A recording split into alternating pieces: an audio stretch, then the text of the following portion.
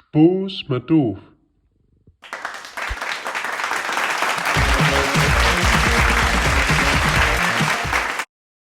Duf seine Großpapa als spazieren gefahren.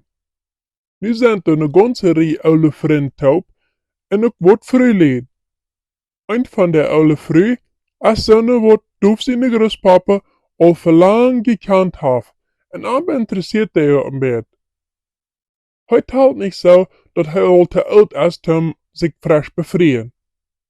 Wenn der Abend so vorbei geht, dann fragt er als sei wird gleich im Bett zu gehen. Und so gehen sie beten in den schönen Abend, während der Mond Rutz abgeht.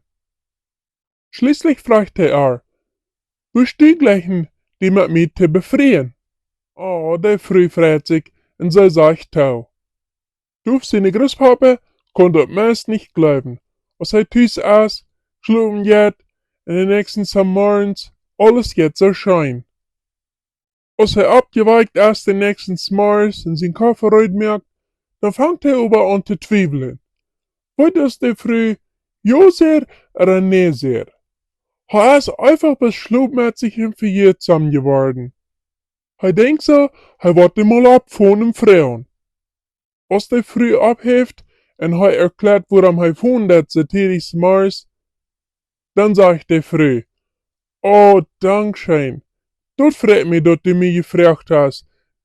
Wenn ich wüsste, dass irgendwer hat mich gefragt zum Befrieren, aber ich weiß auch nicht mal wer.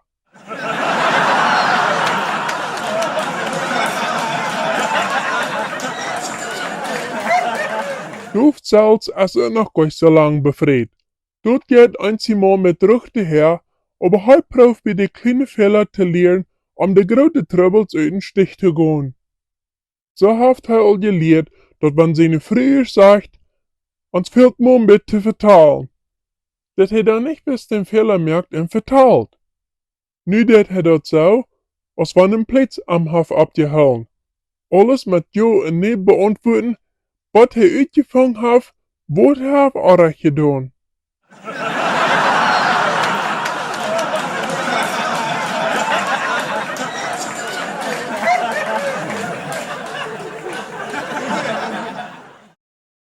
Wenn dich diese Geschichte interessiert hat, dann tu nicht vergessen zu subscriben und drück auf diesen nächsten kleinen Video ab, um noch eine Geschichte zu hören.